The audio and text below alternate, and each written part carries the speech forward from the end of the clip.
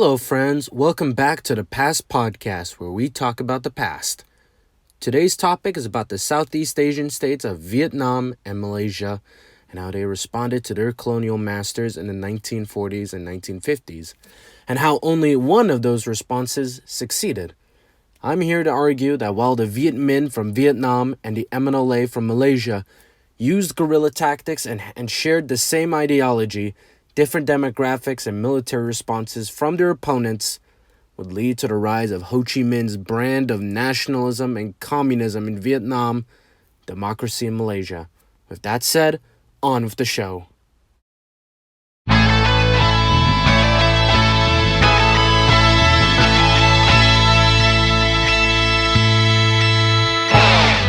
During World War II, British Malaysia and French Vietnam were invaded and occupied by the Empire of Japan.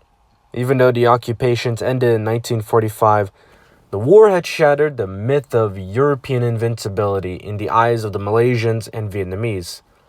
In Vietnam, under the leadership of Ho Chi Minh, the Viet Minh launched the Indochina War against their French colonizers in 1946.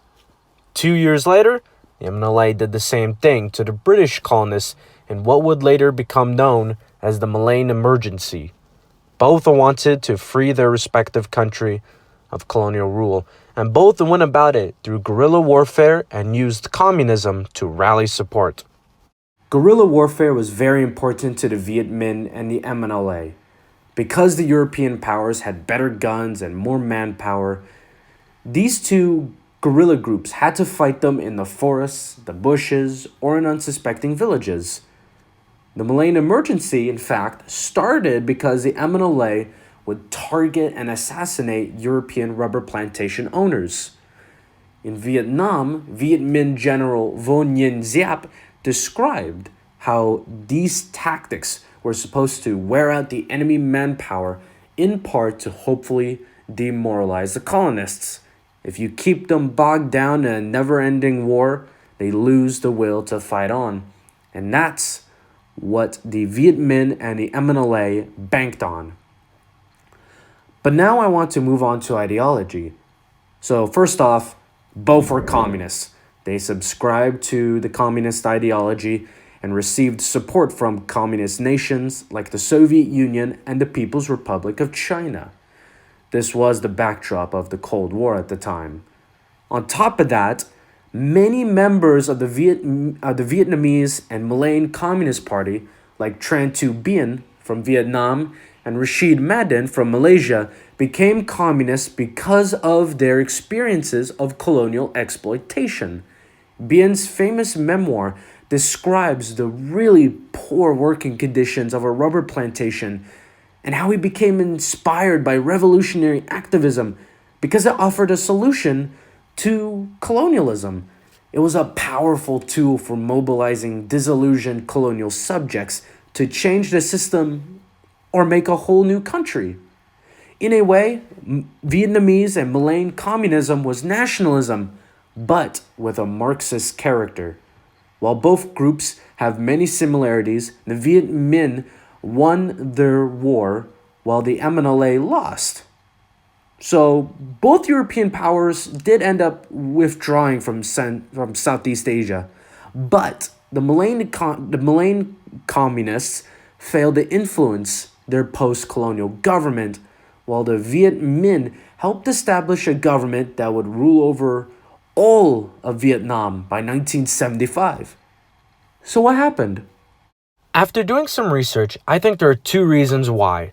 First, Malaysia had to deal with a society that was divided between the ethnic majority Malays and the Chinese minority population. Before World War II and the Malayan Emergency, the ruling Malay class wanted to strengthen their positions in Malaysian society by limiting Chinese immigrants and increasing their share of the colonial government, which the Chinese population was opposed to. When the Japanese invaded in World War II, the Malay were treated with more respect than the Chinese, like under the British, which only fueled ethnic tensions even more. As a result, the Chinese were more likely to side with the Communist Party and the MNLA. So, Then when the Malayan emergency started, the Malay saw it as an attempt by the Chinese community to gain control of the state. So most of them, allied with Britain, actively fought against the MNLA, with a few exceptions, like Rashid Madden. But after going through all my research, the Malayan emergency, at times, not always, sounds more like a sectarian conflict than a war of liberation.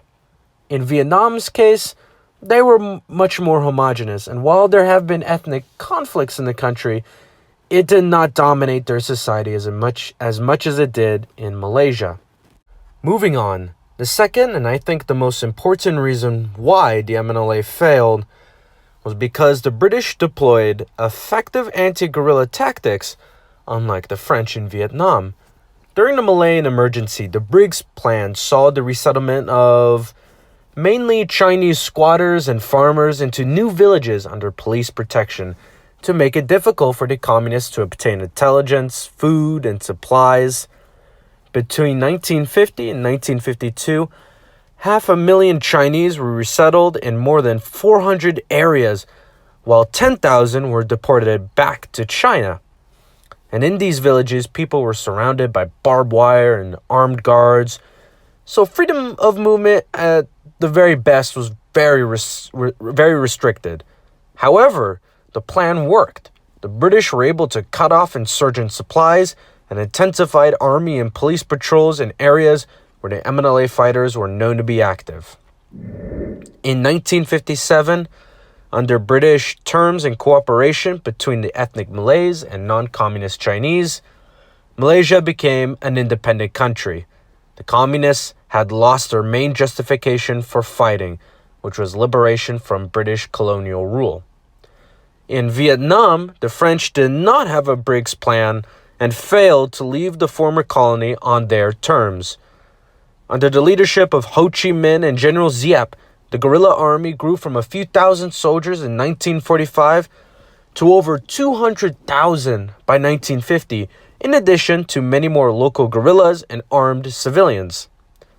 By 1954, the French army's poor tactics against guerrilla warfare had lost them the war and left half of Vietnam under communist control, while the southern half was under capitalist control.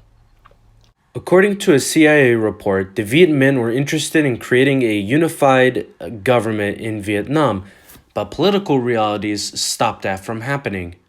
However, by 1975, Communist Vietnam conquered the South and was reunified under the banner of Ho Chi Minh. So with that said, let's do a quick recap. Colonial Malaysia and Vietnam both had communist insurgencies that used guerrilla tactics, but only the Viet Minh in Vietnam won. This was due to the poor response from the French army, and they had more broad support from the Vietnamese population. The MNLA did not have that luxury due to a hostile response from the majority Malay population and effective counterinsurgency tactics by the British that targeted and isolated them. The result, in the long term, is a unified Vietnam ruled by the Communist Party and influenced by Ho Chi Minh's legacy, while in Malaysia, it has become a modern-day democracy. They're not perfect, but they're one of the best in the Southeast Asian region. Thank you for listening to the Past Podcast, and I'll see you next week.